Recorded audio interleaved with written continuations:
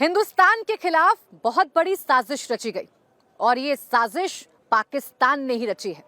मसूद अजहर के आतंकी संगठन जैश ए मोहम्मद ने इस बार डॉक्टर्स को आतंकवादी बना दिया। आला पकड़कर लोगों का इलाज करने वाले डॉक्टर्स बम बनाने लगे। I-20 कार में विस्फोटक लेकर निकल गए और लाल किले के सामने इस कार को उड़ा दिया। अब तक 12 लोगों की जान जा चुकी है। 30 से ज्यादा लोगों के जख्मी होने की खबर है। थोड़ी देर पहले गृहमंत्री अमित शाह के यहां हाई लेवल मीटिंग हुई और इस बम ब्लास्ट की जांच NIA को सौंप दी गई है। फॉरेंसिक टीम एक एक सबूत जुटा रही है ताकि ये ब्लास्ट किसने किया ये पता लगाया जा सके। प्रधानमंत्री नरेंद्र मोदी ने साफ संदेश दे दिया है कि इन आतंकवादियों को बख्शा नहीं जाएगा। गृहमंत्री अमित शाह ने यह साफ साफ कर दिया है, अफसरों को निर्देश दे दिए हैं कि इन गुनहगारों को पकड़ो।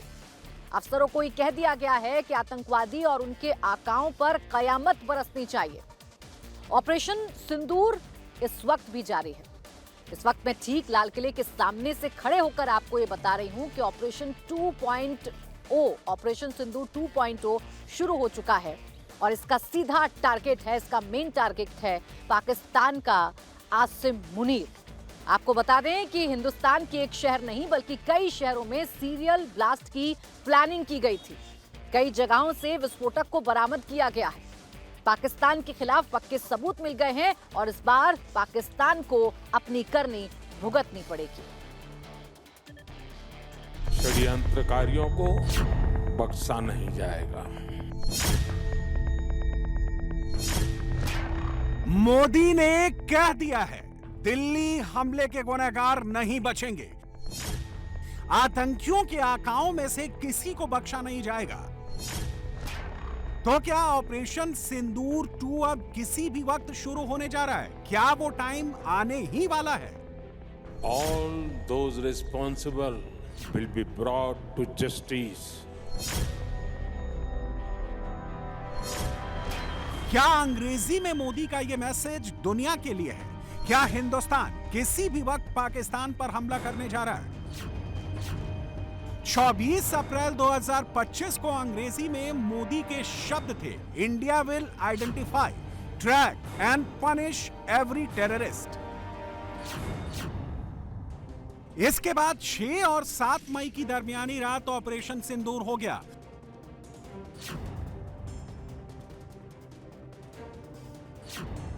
मोदी ने दिल्ली टेरर अटैक के बाद आज पाकिस्तान के लिए चेतावनी जारी कर दी है। तो क्या ये सीधे सीधे युद्ध की वार्निंग है?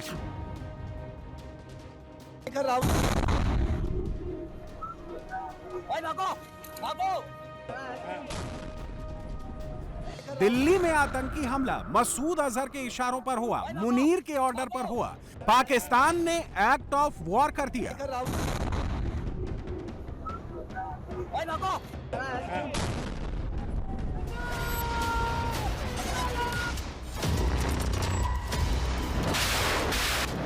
और अब मुनीर को इसकी भारी कीमत चुकानी पड़ेगी।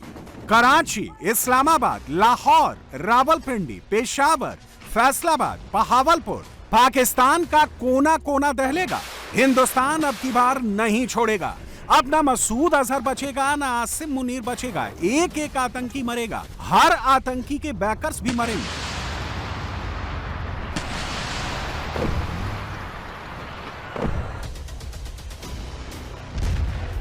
इल्जाम सीधा जैश मोहम्मद पर धरा और उसके बाद इल्जाम पाकिस्तान पर लगा दिया। इस वक्त भारत में पाकिस्तान पर हमला करने की कैंपेन चलाई जा रही है कि फौरी तौर पे ऑपरेशन सिंदूर शुरू किया जाए और पाकिस्तान के खिलाफ जंग छेड़ दी जाए। और यहां पाकिस्तान के अंदर भी अब फौज को यह मशवरे दिए जा रहे हैं कि पाक फौज मुकम्मल तौर पे अलर्ट हो, तैयारी पकड़े, भारत किसी वक्त भी हमला कर सकता है। यानी क्राइसिस ही क्राइसिस। अब ये इन चीजों को ना लिंक अप करेंगे और पाकिस्तान के ऊपर इन्होंने डेफिनेटली पाकिस्तान के ऊपर इन्होंने इसका इल्जाम लगा देना है। ये वाकया ना सिर्फ दिल्ली बल्कि पूरे खित्ते के लिए एक बड़ा सिक्योरिटी अलर्ट है। अभी इन्होंने जंगी मशकें अपनी मुकम्मल कर ली हैं, फौजें इनकी बिल्कुल तैयार खड़ी हैं और ये पाकिस्तान के ऊपर चढ़ाई करने का मौका इन्होंने ये जवाज बना लिया है और ये पाकिस्तान के ऊपर चढ़ाई किसी वक्त में भी कर देंगे। आप देख लेना, नरेंद्र मोदी से आप एक्सपेक्ट यही करो। इंतहाई तशवीशनाक डेवलपमेंट्स हैं भारत से। केसरिया से मन जोगी हुआ रे, दिल झूमे देखो मतवारा हुआ रे, केसरिया से मन जोगी हुआ। हर पल मनाओ केसरी त्योहार। विमल, बोलो जुबान केसरी। वही हुआ है जिसका डर था। और भारत के दारुल हुकूमत नई दिल्ली में लाल किले के करीब एक बहुत बड़ा हमला, इस वक्त भारत का कैपिटल धमाकों से गूंज उठा है। इस वाकये की टाइमिंग और इस वक्त भारत की तरफ से सिंदूर 2.0, क्योंकि याद रखिएगा कि इससे पहले भी जब जब भारत के अंदर कोई दहशतगर्दी का वाकया होता है, चाहे पहलगाम या फिर पुलवामा, उसके बाद भारत पाकिस्तान के खिलाफ स्ट्राइक्स लॉन्च करता है। ये हादसा एक दारुल हुकूमत दिल्ली में होना, ये बड़ा ख़तरनाक इंडिकेटर है। ये ख़तरनाक लाइन है। जैश मोहम्मद साथ उन्होंने ऐड किया है और अलकायदा या ISIS-K कहते हैं उसे। और ये उसके रिएक्शन में जो है ना, ये जैश ने या अलकायदा ने या ISIS ने ये जनाब यहाँ पर ये धमाका करवा दिया है। ये जनाब एक ख़तरनाक काम है और उस ख़तरनाक काम में इंडिया जो है वो अनर्व हो सकता है। इन तंजीमों का नाम लेके पाकिस्तान की तरफ उंगली करेंगे कि पाकिस्तान जो है वो इन सब का जो है ना वो रखवाला है, पाकिस्तान ने ये करवाया है। दिल्ली आतंकी हमले के बाद, इसमें जैश-ए मोहम्मद का नाम सामने आने के बाद पाकिस्तान मान कर बैठा है कि हिंदुस्तान अब चुप नहीं रहेगा, हमला जरूर करेगा।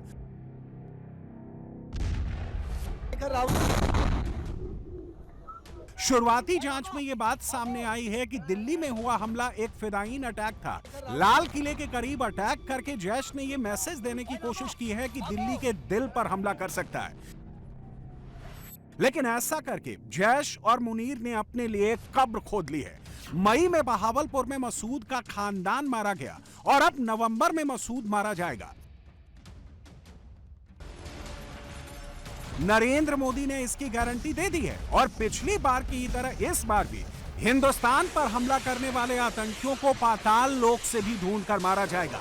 मुनीर के भी चीथड़े उड़ेंगे, मसूद और हाफिज के भी परखच्चे उड़ेंगे। नरेंद्र मोदी ने पब्लिकली इसका ऐलान कर दिया है। कल शाम दिल्ली में हुई भयावह घटना ने सभी के मन को व्यथित कर दिया है। मैं पीड़ित परिवारों का दुख समझता हूं। आज पूरा देश उनके साथ खड़ा है। मैं कल रात भर इस घटना की जांच में जुटी सभी एजेंसियों के साथ, सभी महत्वपूर्ण लोगों के साथ संपर्क में था, विचार विमर्श चलता था, जानकारियों के तार जोड़े जा रहे थे। हमारी एजेंसियां इस षड्यंत्र की तह तक जाएगी। इसके पीछे के षड्यंत्रकारियों को बख्शा नहीं जाएगा। All those responsible will be brought to justice. Narendra Modi की बातों को डिकोड करने पर कुछ चीजें शीशे की तरह साफ हो जाती हैं। नंबर 1, प्रधानमंत्री ने मिनट टू मिनट की डिटेल ले ली है। नंबर 2, सुरक्षा और जांच एजेंसियों के अहम लोगों के साथ बातचीत कर ली है। और नंबर 3, दिल्ली आतंकी हमले के बाद इंतकाम का प्लान भी रेडी हो रहा है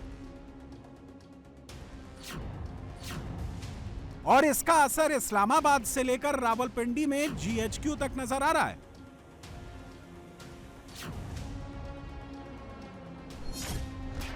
पाकिस्तानी मीडिया के मुताबिक पाकिस्तानी एयरफोर्स चीफ ने पहले से तय विदेशी दौरों को रद्द कर दिया। मुनीर ने रावलपिंडी के GHQ में अपनी फौज की हाई लेवल मीटिंग बुला ली। शहबाज शरीफ ने सोमवार देर रात पाकिस्तान के NSA और DG ISI से बात कर ली।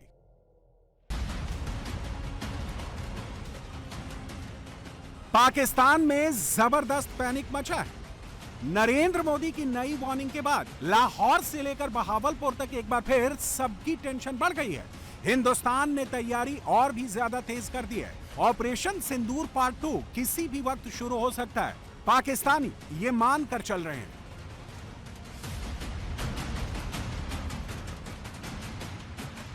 लिहाजा ये नॉर्मल नहीं है, ये जो कुछ हुआ है। Pakistani terror group Jaish e Mohammed terror conspiracy unearth near New Delhi, we should take this very seriously. यानी पूरा एक माहौल बना रहे हैं, जाल बुन रहे हैं, एक दफा फिर अवाम को एक और जंग की तरफ लाने के लिए। बहुत बड़ी ब्रेकिंग न्यूज है, डेवलपमेंट्स हुई है, जिसकी वजह से मैं इस वक्त आपकी खिदमत में हाजिर हुआ हूं। इन कार बम धमाकों के बाद फौरी बाद इल्जामात जो है वो पाकिस्तान के ऊपर लगा दिए गए हैं और कहा गया है कि पाकिस्तान जो है वो इन बम धमाकों में मुलविस है। इब्तदाई इन्वेस्टिगेशन उनके मुताबिक कि इन बम धमाकों में जो शवाहिद मिले हैं उनमें पाकिस्तान के मुलविस होने का सबूत मिला है। तो मैं व्यूअर्स आपको बता दूं कि मैं अपने कई व्लॉग्स में आपको बताता रहा हूं कि ऑपरेशन शुरू होने जा रहा है और इस बार जो हमारे पास इंटेलिजेंस रिपोर्ट्स थी और इस बार जो हमारे जो दफाई इदारे हैं उनके पास रिपोर्ट थी, उनके मुताबिक बॉर्डर्स के ऊपर इस वक्त हाई अलर्ट है। और जो अजीत डोवल का मैंने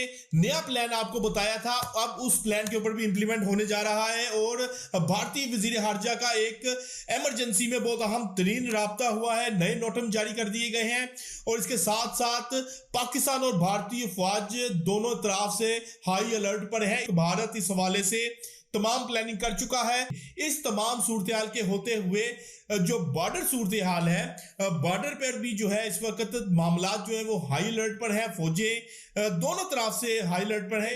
पाकिस्तान को इल्जाम है कि भारत इस हवाले से कुछ भी कर सकता है।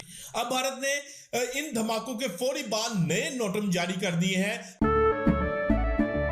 केसरिया से मन जोगी हुआ रे, दिल झूमे देखो मतवारा हुआ रे।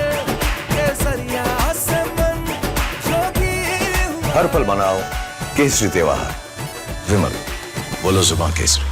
अपनी फिजाई हदूद को जो बॉर्डर एरिया के साथ साथ है कल तक के लिए बंद कर दिया गया है किसी भी जो फिजाई सफर के लिए और कार्गो प्लेन के लिए। यानी कि यहाँ पर जो है वो जेट तैयारों की पेट्रोलिंग शुरू होने जा रही है और किसी भी वक्त रात गए जो है कुछ बड़ा हो सकता है।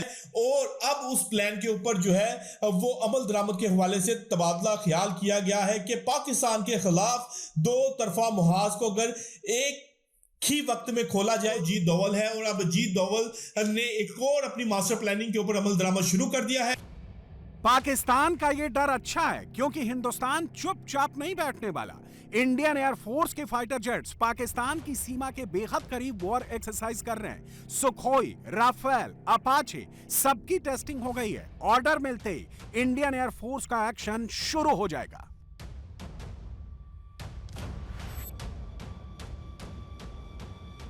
Exercise Mahagajraj, exercise Marujwala. राजस्थान के कच्छ के रण से लेकर क्रीक सेक्टर तक ट्राई सर्विस एक्सरसाइज त्रिशूल के तहत बड़े पैमाने पर युद्ध की तैयारी हो रही है और हिंदुस्तान की ये तैयारी मुनीर को हर मिनट बेचैन कर रही है।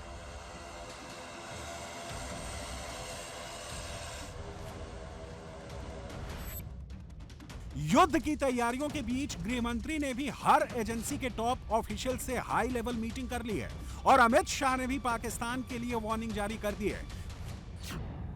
मीटिंग के बाद शाह ने जो पोस्ट किया है उसमें साफ साफ लिखा है कि दिल्ली आतंकी हमले के एक एक गुनहगार को हंट डाउन किया जाएगा, यानी उनका शिकार किया जाएगा। सीमा के इस पार या उस पार जो भी इस हमले में शामिल हैं उसे हिंदुस्तान के फुल रैथ यानी प्रतिशोध का सामना करना पड़ेगा। मोदी और शाह की वार्निंग के बाद पाकिस्तान की हालत कितनी खराब है ये आप इन तस्वीरों में देख सकते हैं। हिंदुस्तान के हमले के डर से मुनीर ने लाहौर में एलओसी के करीब टैंक पहुंचाने शुरू कर दिए हैं, क्योंकि मुनीर को भी पता है कि उसने एक्ट ऑफ वॉर किया है और अब हिंदुस्तान का प्रहार पाकिस्तान पर होकर रहेगा, बहुत जल्द होगा।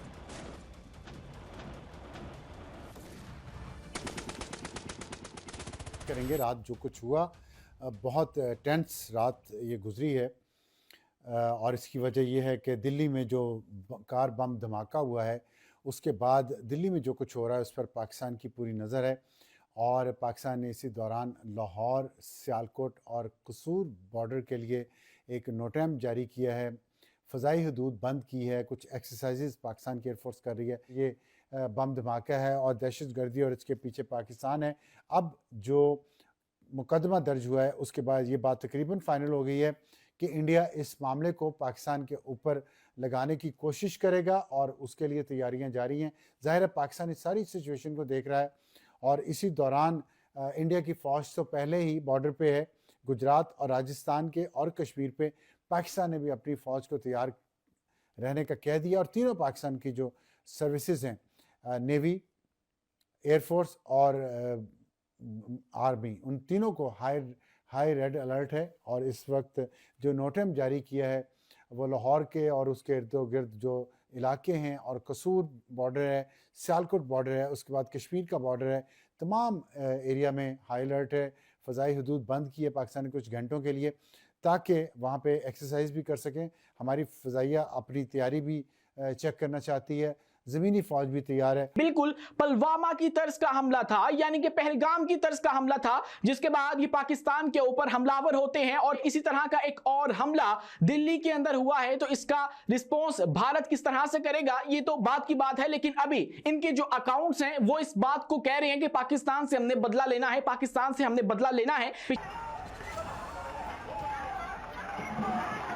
दिल्ली आतंकी हमलों में एक चीज क्लियर है और वो ये कि ब्लास्ट का आरोपी और उसके तमाम पार्टनर्स आतंकी संगठन जैश ए मोहम्मद से कनेक्टेड थे। इस बीच जैश ए मोहम्मद को लेकर एक और बड़ा खुलासा हुआ है और वो खुलासा एक ऑडियो क्लिप के जरिए हुआ है। इस ऑडियो क्लिप में जैश का आतंकी और डिप्टी चीफ अब्दुल रऊफ अजहर ये कहते हुए सुना जा रहा है कि पाकिस्तान के हथियार दिल्ली की ओर मोड़ दिए गए हैं। ऑडियो क्लिप में जिस आतंकी अब्दुल रऊफ अजहर की आवाज है वो मसूद अजहर का भाई है, जिसके बारे में पहले यह खबर आई थी कि वो ऑपरेशन सिंदूर में मारा जा चुका है। लेकिन दिल्ली बम ब्लास्ट के बाद इस ऑडियो के आने का मतलब ही यही है कि हमले में सीधे सीधे मसूद का हाथ है। सिर्फ जैश ही नहीं, कुछ दिन पहले लश्कर का आतंकी अब्दुल रऊफ पाकिस्तान में बैठकर दिल्ली में हमले की बात कर रहा था। ये वही वीडियो है जिसमें ये दिल्ली में धमाके का जिक्र कर रहा था। गौर से सुनिएगा इसने क्या कहा था। हिंदुस्तान गीदड़ बकरियां दे रहा है, हम यूं कर देंगे, हम यूं करेंगे। तू जितना मर्जी क्या ले, मारने वाले ने मारना है, तुम जितना मर्जी करो, इंशाल्लाह पाकिस्तान का थप्पड़ दोबारा तुम्हारे चेहरे पे लगने के लिए तैयार है। तुम हमें जानते हो अल्लाह की तौफीक से, 10 मई को भी तुम जानते हो, अब भी कोई शरारत करोगे ईंट का जवाब पत्थर से आएगा और इंशाअल्लाह ताला हिंदुस्तान मक्की साहब कहते थे अंदर घुस जाएंगे, दिल्ली को दुल्हन बनाएंगे।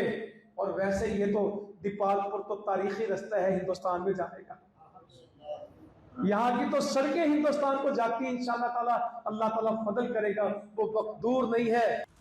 दिल्ली को दहलाने की बात करने वाला लश्कर ए तैयबा का कमांडर हाफिज अब्दुल रऊफ वही आतंकी है जो मई में भारत के ऑपरेशन सिंदूर के बाद आतंकियों के जनाजे में फातिहा पढ़ता नजर आया था और उस वक्त मुनीर ने इसकी सिक्योरिटी में पूरी फोर्स लगा दी थी।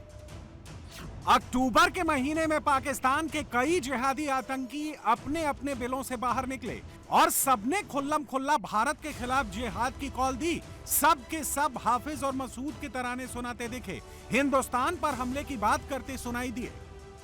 10 मई की रात को जब तुम मैदान के अंदर उतरे हो, अल्लाह रब्बुल आलमीन ने दुनिया के अंदर तुम्हें सुपर ताकत बना दिया है। अगर जिहाद को छोड़ोगे, किताब और सुन्नत को, केसरिया से मन जोगी हुआ रे, दिल झूमे देखो मतवारा हुआ रे, केसरिया से मन जोगी हुआ। हर पल मनाओ केसरी त्योहार, विमल बोलो जुबान केसरी। छोड़ोगे फिर इंडिया तुम्हारे ऊपर चढ़ा हुआ था, अमेरिका उसके साथ था, ये सब कुछ था। आज वो सारे बैठ गए हैं। तुम 2 जुमले कहते हो, तुम कश्मीर की बात करते हो, हिंदुस्तान के 200 चैनल जीतना शुरू हो जाते हैं। आज अल्लाह के फजल से वो शेर का बेटा खतीब इब्ने खतीब अल्लाह ने इब्तिसाम में ज़ही आज बांग्लादेश के अंदर अपने बाप की तरह शेर की तरह झाड़ रहा है। वो कश्मीर कश्मीर की बात कर रहा है, वो फलस्तीन की बात कर रहा है। वो कहते हैं हाफिज सईद का राइट हैंड बांग्लादेश के अंदर आ गया है। अब बांग्लादेश के अंदर से वो हिंदुस्तान के अंदर आएंगे। ना ये इंडिया से डरने वाला मुल्क बनेगा, बल्कि ये जिहाद का मुल्क बनेगा, किताब और सुन्नत का मुल्क बनेगा। पाकिस्तान तो कलमे की बुनियाद पे बना था और इस कलमे की बुनियाद पे मारज़े वजूद में आने वाले पाकिस्तान में दुश्मनाने वतन ने और दुश्मनाने इस्लाम ने ऐसा सर उठाया है कि उन्होंने अपने ईमान को भी बेचा और अपने कलमे को भी फरोख्त किया।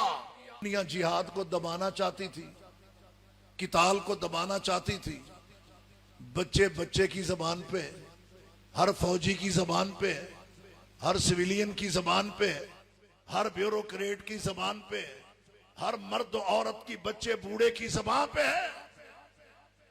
सही कहा मेरे पैगंबर ने कि ये जिहाद न जालिम का जुल्म इसको रोक सकता है, ना आदिल का अदल रोक सकता है। कियामत तक जारी रहेगा। और आपने ये मंजर देखा जब ये मार्का हुआ है, ये मार्का जिस्मों का नहीं। यानी लाहौर से लेकर बहावलपुर तक अक्टूबर के महीने में भारत पर हमले की बात कही गई और 10 नवंबर को दिल्ली में जैश के फिराइन हमलावर ने ब्लास्ट कर दिया। और अब हिंदुस्तान इस आतंकी हमले का मुंह तोड़ जवाब देने के लिए रेडी है। सेना ने ऐलान कर दिया है कि बस ऑर्डर मिलने की देरी है। वाला एक्सरसाइज ओवरऑल एक्सरसाइज त्रिशूल, जो कि एक ट्राई सर्विसेज एक्सरसाइज है, उसका एक बहुत महत्वपूर्ण हिस्सा है, क्योंकि इस मरूज वाला एक्सरसाइज एक्चुअली पिछले 2 महीने की कार्रवाई का अंतिम चरण था। यानी कि 2 महीने से यहाँ पर सदर्न कमांड का जो सुदर्शन चक्र कोर है, जो कि स्ट्राइक कोर है, वो यहाँ 2 महीने से पूरी मेहनत के साथ अपनी ट्रेनिंग कर रहा है। और उसका जो मेन दस्ता है वो एक शाहबाज डिवीजन, जो एक रैपिड है, वो इसके साथ शामिल है। और इसके अलावा सदर्न कमांड का aviation brigade, EW brigade, para SF battalion, ये सब एकजुट होकर इन्होंने पिछले 2 महीने में जो कामयाबी हासिल की है, उसका जो फल वो आप सबने आज सुबह मरूजवाला के तहत देखा। ये अंतिम चरण में, क्योंकि एक ये स्ट्रेटेजिक फोर्स होती है, रैपिड रिएक्शन फोर्स, जो स्ट्राइक कोर ने अपने ओवरऑल प्लान बनाया है, उसको आखिर क्षण में अंजाम देने के लिए इनको एक स्ट्रेटेजिक टारगेट दिया जाता है। तो ये आप, और इसी बात से मैं आज ये कहना चाहता हूँ कि हम पूरी तरीके से ऑपरेशनली रेडी हैं। जो नया जनरेशन इक्विपमेंट है उसको हमने भली भांति अब्जॉर्ब किया है और आने वाले समय में इस ऑपरेशनल रेडीनेस को हम और बढ़ावा देंगे। यानी तय मानिए, मसूद भी मरेगा, हाफिज भी मरेगा, जैश, लश्कर, हिजबुल के सारे आतंकी भी मरेंगे, आतंकियों के आका भी मरेंगे। नरेंद्र मोदी ने ऐलान कर दिया है, अमित शाह ने भी कह दिया है, गुनहगारों को चुन चुन कर मारेंगे। इंडियन आर्म्ड फोर्सेस युद्ध के लिए रेडी हैं। एक्शन किसी भी वक्त शुरू हो सकता है और यह सोचकर ही पाकिस्तान में पैनिक है। ये रेड फोर्ट पे इस एक्सप्लोजन का होना इज़ वेरी सिम्बॉलिक। ये बड़ा सिम्बॉलिक चीज़ है, इसको इग्नोर नहीं किया जा सकता कि ये since it is on the Red Fort, so ये it has meanings and consequences. So अगर ये हमला किया गया है, किसी ने किया है, तो इसमें बहुत सारे लोग जो हैं वो जिसने किया है वो देख रहे हैं इसको। ठीक है जी। इंडियन जो वज़ीर आज़म है वो भी एक्टिव हुए हैं। Indian cities on high alert. जो सिचुएशन है वो भी इवॉल्व कर रही है। Obviously there is a messaging in it. तो इंडिया के अंदर ये भी बहुत सारे लोग कह रहे हैं जी कि 0.5 फ्रंट जो है उसको एक्टिवेट कर दिया गया। 0.5 फ्रंट जो है उसको एक्टिवेट कर दिया गया है। इस इंसिडेंट की वजह से अब 2-3 चीज़ें हैं। पहली बात तो ये है कि जी लोग कह रहे हैं जी वो तो ये तो करवाया ही पाकिस्तान ने, होता ही है ना कई लोग। अब कहा यह जा रहा है कि जो बहुत सारे लोगों का कहना है जी कि वो कह रहे हैं जी कि दिल्ली को कॉन्स्पिरेसी टेरराइज करने की कोशिश की जा रही है, लोग पकड़ेंगे हम, जैश मोहम्मद के लोग इन्वॉल्व हैं, एंटी टेरर जो वो है उसके अगेंस्ट हम एंटी टेरर ऑपरेशन होंगे। कह रहे हैं कि जी पाकिस्तान को करें, हमला कर दे पाकिस्तान पे हमला कर दें, ये बात हो रही है। सो अब देखते हैं कि इसमें क्या चीज़ जो है वो है, लेकिन लगता तो ये है, फ्रैंकली स्पीकिंग, मुझे ज़ाती तौर पे ये लगता है कि there is going to be lot of chaos in this region. हमारे यहाँ बहुत बहुत प्रॉब्लम्स होने वाले हैं, मैं आपको बात बताऊँ। भारत की तरफ से भी कहा जा रहा है कि आज जो दिल्ली में यानी कल जो दिल्ली में जो रेड फोर्ट के ऊपर अटैक हुआ है या वहां पे जो जिन लोगों की जाने गई है तो उसमें पाकिस्तान का नाम लिया जा रहा है। लेकिन ये जरूर है कि एक बार फिर हिंदुस्तान पाकिस्तान के बीच में टेंशन जो है वो बढ़ चुकी है। ऐसे में पाकिस्तान क्या करेगा? पाकिस्तान पहले ही घबरा गया है। पाकिस्तान की गवर्नमेंट, पाकिस्तान की स्टेट इस वक्त इस डर खौफ में है कि कहीं भारत जो है वो एक बार फिर पाकिस्तान का नाम ना ले दे। अब तक वो सिचुएशन पहुंच चुकी है, अब वो कई घंटों के बाद हालात आ चुके हैं कि भारत, बल्कि उसी वक्त जब से हुआ था उसी वक्त से इंडियन मीडिया ने ये कहना शुरू किया कि ये पाकिस्तान का इसके अंदर हाथ है, यानी ये कि उसको जोड़ा जा रहा है पाकिस्तान से। कैसे? क्योंकि उसको जैश से जोड़ा जा रहा है, जैश और गज़वातुल अंसार और कुछ इस तरह का कोई नाम है जिनसे जो इसको जोड़ा जा रहा है। ऑपरेशन सिंदूर 2.0 लोडिंग, लो जी कर लो, यही हम बात कर रहे थे, तैयार हो जाओ। दुनिया को तैयार हो जाना चाहिए। Please be prepared for another war, full scale. अब दिल्ली बॉम्ब ब्लास्ट की पूरी कहानी सामने आ चुकी है। ये साजिश कैसे रची गई, कैसे पूरी कॉन्स्पिरेसी रची गई, इसमें डॉक्टर्स को कैसे शामिल किया गया, इसका एक एक खुलासा सुनकर आप चौंक जाएंगे। इस पूरी साजिश में 7 डॉक्टर शामिल थे, जिसमें एक लेडी डॉक्टर भी शामिल थी। इनके पास से तकरीबन 3000 किलो बारूद बरामद किया गया, 20 टाइमर और 20 बैटरी मिली। AK-56 भी इनके पास से बरामद की गई। लाल किले से 30 किलोमीटर दूर एक यूनिवर्सिटी को इन्होंने अपना अड्डा बनाया था। अस्पताल की आड़ में कैसे पूरी साजिश रची गई और ये विस्फोट किया गया, इस रिपोर्ट में देखिए। क्या दिल्ली में 20 जगह पर धमाके की तैयारी थी?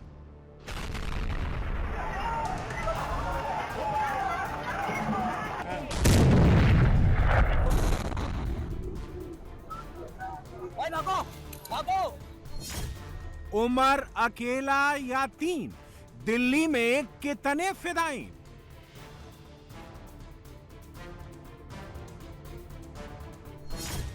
पुलवामा, अनंतनाग, सहारनपुर, कहां तक टेरर रूट?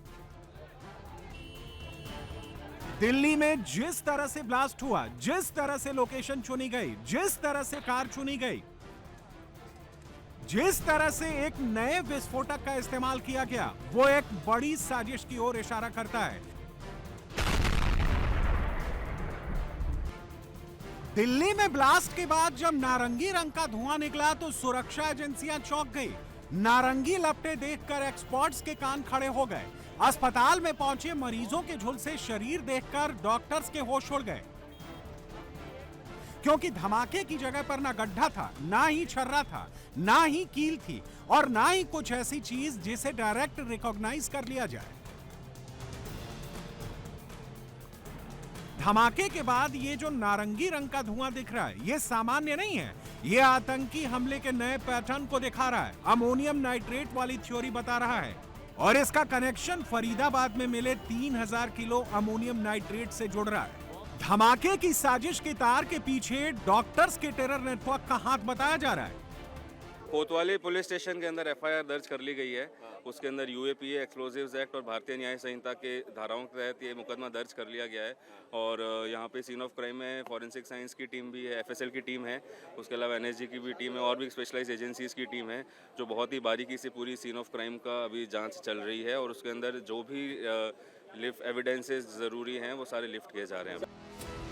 दरअसल दिल्ली में धमाके से कुछ घंटे पहले जम्मू कश्मीर पुलिस ने फरीदाबाद में एक आतंकी मॉड्यूल से जुड़े 3 डॉक्टरों सहित 8 लोगों को गिरफ्तार किया था और यहां से 3000 किलो विस्फोटक और 1 असॉल्ट राइफल और 1 AK-47 राइफल जब्त किए थे। 20 टाइमर मिले थे, यानी दिल्ली में सिर्फ लाल किला इनका टारगेट नहीं था, बल्कि 20 और जगहें इनके टारगेट पर थीं। सुरक्षा एजेंसियों को जैश से जुड़े 4 डॉक्टरों की तलाश थी। इनमें डॉक्टर उमर भी शामिल था, लेकिन बताया जा रहा है कि 3 डॉक्टरों की गिरफ्तारी के बाद उमर भागने लगा और अपने टारगेट को अंजाम देने में जुट गया।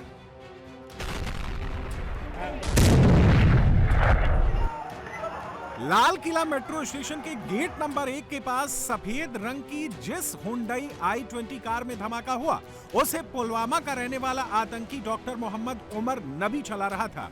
हमले से पहले पार्किंग एरिया से निकलती कार का सीसीटीवी फुटेज भी सामने आया है। बताया जा रहा है कि सफेद रंग की i20 कार सोमवार सुबह 8:04 पर बदरपुर टोल से दिल्ली में एंटर की थी। इसमें आतंकी डॉक्टर उमर ड्राइविंग सीट पर बैठा हुआ दिख रहा है। इसके बाद सुबह 8:20 पर इस कार को ओखला में पेट्रोल पंप के पास देखा गया। फिर वहां से दरियागंज होते हुए ये कार लाल किला के पास सुनहरी मस्जिद के पार्किंग में दोपहर 3:18 पर पहुंची। कार करीब 3 घंटे 4 मिनट तक यहीं खड़ी रही। कार में डॉक्टर उमर बैठा रहा। 1 सेकंड के लिए भी वो कार से बाहर नहीं निकला। इसके बाद शाम 6:22 पर कार पार्किंग से बाहर निकली और रिंग रोड होते हुए लाल किला तक पहुंची, जहां 6:52 पर ब्लास्ट हो गया। लेकिन सबसे बड़ा सवाल है कि इन 3 घंटों के दौरान उमर ने क्या किसी से बात की? क्या किसी से वो निर्देश ले रहा था या किसी के निर्देश का इंतजार कर रहा था? उमर को पता चल चुका था कि उसके साथी पकड़े जा चुके हैं और पुलिस कभी भी उस तक पहुंच सकती है। तो ऐसे में उसने दिल्ली की हाई सिक्योरिटी वाले इलाके में 3 घंटे तक रोकने का रिस्क क्यों लिया? क्या कोई स्लीपर सेल या लॉजिस्टिक सपोर्ट का इंतजार कर रहा था? सुरक्षा एजेंसियां कड़ी से कड़ी को जोड़ रही हैं। दिल्ली में जो धमाका हुआ वो i20 कार में हुआ, जिसका रजिस्ट्रेशन हरियाणा का है। कार का नंबर HR26CE7674 है। कार मोहम्मद सलमान के नाम पर रजिस्टर्ड है। आरसी में सलमान का नाम ही दिख रहा है। जब पुलिस ने सलमान की तलाश की तो सलमान पुलिस को सोना में मिला। सलमान ने पुलिस को पूछताछ में बताया कि 1.5 साल पहले ही उसने कार बेच दी थी। आतंकी हमले में इस्तेमाल कार 1-2 बार नहीं बल्कि 3 से 4 बार बेची गई ताकि सुरक्षा एजेंसियों को कंफ्यूज किया जा सके। सलमान ने कार दिल्ली की ओखला में रहने वाले देवेंद्र नाम के शख्स को बेची थी। देवेंद्र ने कार को अंबाला के किसी शख्स को बेचा। इसके बाद फरीदाबाद के एक यूज्ड कार शोरूम से पुलवामा के आमिर ने कार को खरीदा। आमिर की कार की चाबी लेते हुए तस्वीरें भी सामने आई। बताया जा रहा है कि आमिर ने कार को तारिक को दिया, जिसके बाद तारिक ने इस कार को डॉक्टर उमर मोहम्मद को दे दिया था। अब जांच एजेंसियां पुलवामा के उस आमिर तक पहुंच गई हैं जिसने इस कार को खरीदा था। आपकी बात कब हुई थी उमर से? और लास्ट फ्राइडे को हमने बात की थी। लास्ट फ्राइडे, उसके बाद कोई बात नहीं हुई? उसके बाद कोई बात नहीं हुई, बस लास्ट फ्राइडे को हमने उमर के साथ बात की थी। उनके साथ बातें करते थे, बच्चों से बहुत प्यार था, जुड़ाव था, लगा था, उस वजह से वो ज़्यादा बात। वो जब घर आता था ना, वो क्रिकेट में इन्वॉल्व रहता था, बहुत लगाव था, बहुत लत थी क्रिकेट की उसे। बस मैं यही कह सकती हूँ कि इस टाइप का वो इंसान था ही नहीं, हमें लगता ही नहीं था। हमें तो बस यही, हमने कितनी स्ट्रगल की उसे पढ़ाने में, यहाँ तक पहुँचाने में, पूरी मेहनत की, पूरी लगन के साथ उसे यहाँ तक पहुँचाया था ताकि वो कुछ कमा सके। तो शांत स्वभाव का इंसान था, मैं शांत रहता था, बातें ज़्यादा नहीं करता था, ज़्यादा किसी में इन्वॉल्वमेंट नहीं थी, दोस्त नहीं थे, खाली पढ़ाई करता था, ये मुझे पता है। दिल्ली धमाके के पीछे डॉक्टर्स के जिस टेरर नेटवर्क का हाथ बताया जा रहा है, उसमें अब तक 7 नाम सामने आ चुके हैं। इनमें सबसे पहला है डॉक्टर अदील अहमद, जो अनंतनाग का रहने वाला है। अदील को 7 नवंबर को यूपी के सहारनपुर से गिरफ्तार किया गया था। दूसरा है पुलवामा का डॉक्टर मुजम्मिल शकील, इसे फरीदाबाद से अरेस्ट किया गया है। तीसरी महिला डॉक्टर है, नाम है शाहीन शाहिद। लखनऊ की रहने वाली शाहीन को भी कल फरीदाबाद से गिरफ्तार किया गया है। टेरर पैनल के चौथे डॉक्टर का नाम मोहिउद्दीन सैयद है। मोहिउद्दीन हैदराबाद का रहने वाला है, इसे गुजरात के अहमदाबाद से अरेस्ट किया गया है। पांचवा है पुलवामा का डॉक्टर उमर। डॉक्टर उमर वही शख्स है जो कल धमाके वाली कार को ड्राइव कर रहा था। छठा लखनऊ का डॉक्टर परवेज अंसारी और 7वां है पुलवामा का सज्जाद अहमद। दिल्ली धमाके के तार फरीदाबाद मॉड्यूल से जुड़े हैं। इसका एक और सबूत सामने आया है। दिल्ली धमाके में जिस i20 कार का इस्तेमाल हुआ था उसका नया सीसीटीवी फुटेज सामने आया है। HR26 CE7674 रजिस्ट्रेशन नंबर की i20 कार 29 अक्टूबर को खरीदी गई थी। उस समय इस कार का पॉल्यूशन टेस्ट कराया गया था और उस वक्त कार के साथ 3 लोग मौजूद थे जो कि सीसीटीवी फुटेज में नजर आ रहे हैं। यह वीडियो 29 अक्टूबर शाम 4:20 का है। वीडियो में काले बैग के साथ जो शख्स दिख रहा है वो डॉक्टर अदील है, जबकि टी शर्ट में जो लड़का दिख रहा है वो डॉक्टर उमर है। पुलिस को शक है कि वीडियो में लंबी दाढ़ी में तारीख भी मौजूद है जिसके नाम पर डॉक्टर उमर ने कार खरीदी थी। ये वो जगह है जहां पर ये जो गाड़ी थी जिसमें विस्फोट हुआ है उसका यहाँ पर पॉल्यूशन हुआ था। 29 अक्टूबर को सुबह इसी जगह पर ये गाड़ी आई थी और उस गाड़ी का सबसे पहले पॉल्यूशन हुआ। भैया ये जो गाड़ी थी i20 इसका पॉल्यूशन इसी जगह पे हुआ था? हाँ जी भैया जी, हाँ जी। कितने लोग थे? मुझे कुछ नहीं पता भैया जी, दिन में कोई बहुत गाड़ी आती है, मुझे नहीं पता कितने थे, बस यहाँ से पोल्यूशन हो रखा है ये पता है। वो भी हमने रिकॉर्ड में चेक किया था तब पता चला। क्या गाड़ी में 2 लोग थे या वो अकेले था? पता नहीं है भैया, मुझे नहीं पता। तो ये गाड़ी की जो रिकॉर्ड है वो आप देखिए, ये जो रोड ट्रांसपोर्ट हाईवे है यहाँ पोल्यूशन का जो पूरा जो उसने कागज़ था वो यहीं पे बनवाया था और उसके इस पोल्यूशन के कागज़ की आपको डिटेल आपको स्क्रीन पर दिख जाएगी। ये व्हीकल नंबर यहाँ पर डाल रहे हैं, यानी तैयारी पूरी थी, सारे कागजात पूरे करने की वो कोशिश कर रहा था ताकि पुलिस की नज़रों से बचे। देखिए अब ये जो गाड़ी का नंबर है HR26 और जो ये व्हीकल नंबर है उस व्हीकल नंबर से इसकी पूरी जो डिटेल है वो डिटेल आपको दिख जाएगी। यह दिल्ली में टोल प्लाजा क्रॉस करते वक्त i20 कार की तस्वीर है। इस कार को आतंकी डॉक्टर उमर ड्राइव कर रहा था। टोल प्लाजा पर इस गाड़ी का बोनट बिल्कुल ठीक है। इसी गाड़ी की ये दूसरी तस्वीर सुनहरी मस्जिद पार्किंग की है। गाड़ी की ड्राइविंग सीट पर आतंकी उमर ही बैठा है, लेकिन कार का बोनट काफी उठा दिख रहा है। अंदाजा लगाया जा रहा है कि दिल्ली में एंटर होने के बाद ही गाड़ी के इंजन वाले एरिया में अमोनियम नाइट्रेट फिट किया गया। यही कार 6:22 पर सुनहरी मस्जिद पार्किंग से बाहर निकली, धीरे धीरे रेंगती हुई लाल किले के पास पहुंची और शाम 6:52 पर लाल किला के पास अचानक धमाका हो गया। जम्मू कश्मीर पुलिस ने दिल्ली में धमाके से पहले फरीदाबाद वाले मॉड्यूल का खुलासा कर दिया था, लेकिन सिर्फ एक कड़ी बाकी रह गई थी और वो था डॉक्टर उमर। डॉक्टर के टेरर नेटवर्क का फरीदाबाद मॉड्यूल कई दिनों से जम्मू कश्मीर पुलिस के रेडार पर था। इसकी शुरुआत 18 अक्टूबर को होती है। श्रीनगर के नौगाम में पोस्टरबाजी हुई। यह कश्मीर पुलिस के लिए थोड़ा असामान्य था क्योंकि 2019 में आर्टिकल 370 के हटने के बाद यह सिलसिला रुक गया था, लेकिन जब नौगाम में यह हुआ तो पुलिस एक्टिव हो गई। इसके बाद एलजी मनोज सिन्हा के नेतृत्व में एक हाई लेवल मीटिंग हुई। इसमें तय हुआ कि इसकी तय में जाया जाए। 19 अक्टूबर को पुलिस ने अज्ञात के खिलाफ FIR दर्ज कर जांच शुरू की। नौगाम के सारे सीसीटीवी फुटेज खंगाले गए। 3 युवक पोस्टरबाजी करते हुए दिखे, उन्हें हिरासत में लिया गया। युवकों ने पूछताछ में बताया कि एक मौलवी के इशारे पर पोस्टरबाजी की। ये डॉक्टर अदील का घर है जिसकी सबसे पहले गिरफ्तारी अमल में लाई गई थी। डॉक्टर अदील को उस समय गिरफ्तार किया गया था जब जम्मू कश्मीर पुलिस ने सीसीटीवी फुटेज में देखा था कि श्रीनगर के नौगाम इलाके में कुछ लोग लश्कर तैयबा और जैश मोहम्मद के पोस्टर लगा रहे हैं और जब वीडियो को जांचा गया तो ये पता चला कि इनमें एक शख्स जो है वो साउथ कश्मीर के कुलगाम ज़िले का काजीगुंड इलाके का रहने वाला है। पुलिस ने यहाँ पर रेड की तो पता चला कि ये डॉक्टर अदील का घर है जो सहारनपुर में है और पुलिस की एक टीम जो है सहारनपुर पहुंची। डॉक्टर अदील को वहां से गिरफ्तार किया जाता है और उससे पूछताछ की जाती है और उसकी पूछताछ पर GMC मेडिकल कॉलेज अनंतनाग से उनके लॉकर से जो एक AK-47 बरामद की जाती है और पुलिस का जो इन्वेस्टिगेशन है उसका दायरा और ज़्यादा बढ़ जाता है। लगातार जब उससे इन्वेस्टिगेशन की गई तो उसकी निशानदेही पर ही एक और डॉक्टर की गिरफ्तारी अमल में लाई गई। इस दिल्ली ब्लास्ट केस की जो इन्वेस्टिगेशन हो रही है वो अब सहारनपुर, दिल्ली और कश्मीर तक जो है वो साफ तौर पर इसके तार जो है वो जुड़े हुए दिखाई दे रहे हैं। जब मौलवी तक पुलिस पहुंची तो उसने बताया कि उसने अपने पाकिस्तानी जैश हैंडलर्स के इशारे पर किया और पूछताछ हुई तो उसने चौंकाने वाला खुलासा किया। मौलवी ने डॉक्टर आदिल का नाम लिया जिसने अनंतनाग मेडिकल कॉलेज से पढ़ाई की। इसके बाद जब पुलिस आदिल की खोज में गई तो पता चला कि वो अनंतनाग से निकल चुका है और सहारनपुर में काम कर रहा है। इसके बाद यूपी एटीएस की मदद लेकर सहारनपुर में इस डॉक्टर आदिल को उठाया गया। जब आदिल से कड़ाई से पूछताछ हुई तो उसने डॉक्टर मुजम्मिल का नाम लिया।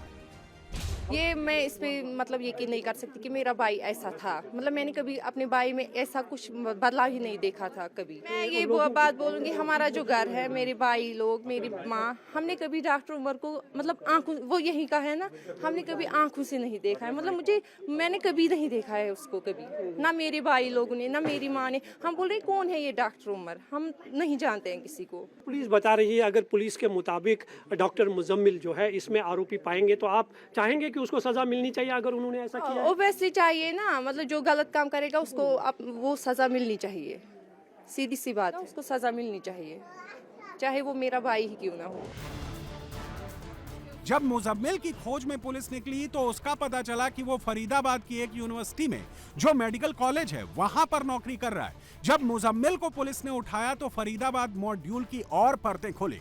मुजम्मिल ने बताया कि कैसे अल फला यूनिवर्सिटी के अंदर जो उसकी गर्लफ्रेंड शाहीन शाहिद है वो जॉब करती है, वो लखनऊ की है और उसकी साजिश में शामिल है और उसके इशारे पर उसने उस AK-47 राइफल को अपने पास छिपा रखा है जिसको आतंकी वारदात में इस्तेमाल करने वाले थे। बताया जा रहा है कि डॉक्टर शाहीन आतंकी संगठन जैश-ए मोहम्मद से जुड़ी थी। उसे भारत में जैश की महिला विंग तैयार करने और रिक्रूटमेंट का जिम्मा सौंपा गया था। जैश की महिला विंग का नाम जमातुल मोमिनात है जिसकी हेड मसूद अजहर की बहन सादिया अजहर हैं। सादिया अजहर का पति यूसुफ अजहर कंधार हाईजैक में एक मास्टरमाइंड था। ये डॉक्टर शाहीन जो है असिस्टेंट प्रोफेसर होगी। कहाँ पे? मेडिकल कॉलेज हरियाणा में या दिल्ली में है इसको। ये मेरा ख्याल 2-2.5 साल हो गए। लखनऊ में कानपुर में वो जो मेडिकल कॉलेज कानपुर का है उसमें रह चुकी है। हमें कुछ नहीं पता है। आखिरी बात हमारी मेरा कभी 1.25 साल हो गई है। ये इसके बारे में हमें कुछ भी नहीं पता है कि किसके मतलब किससे क्या रिलेशन है, किससे दोस्ती है, ये हमें कुछ नहीं पता है। हम इसके बारे में कुछ नहीं कह सकते हैं। हमें यकीनी पहले भाई यकीनी जब नहीं हो रहा है हमको भाई कि मेरी बेटी ऐसी होगी। मुजम्मिल से जब और पूछताछ हुई तो उसने यूनिवर्सिटी के बाहर के घर के बारे में जानकारी दी जहां पर बड़े पैमाने पर यानी 360 किलो विस्फोटक छिपा कर रखा गया था। लेकिन बात यहीं खत्म नहीं हुई। मुजम्मिल ने जानकारी दी कि न सिर्फ उसकी गर्लफ्रेंड शाहीन शाहिद इस साजिश में शामिल है बल्कि मेवात का एक और शख्स इश्तियाक शामिल है। जब पुलिस इश्तियाक के ठिकाने पर पहुंची तो वहां 88 बोरे में 2500 से ज्यादा एक्सप्लोसिव मिला। इसके बाद से इन तीनों डॉक्टरों को एक साथ बिठाकर जम्मू कश्मीर पुलिस ने पूछताछ की। जब डॉक्टर उमर के बारे में पता चला तो पुलिस उमर को पकड़ने ही जा रही थी। तब तक उसे पता चला कि उसके साथी पकड़े जा चुके हैं, यानी अब वो कभी भी पकड़ा जाएगा। और ऐसे में उसने फरीदाबाद से एक्सप्लोसिव उठाया और लाल किले पर फिदाइन अटैक कर दिया।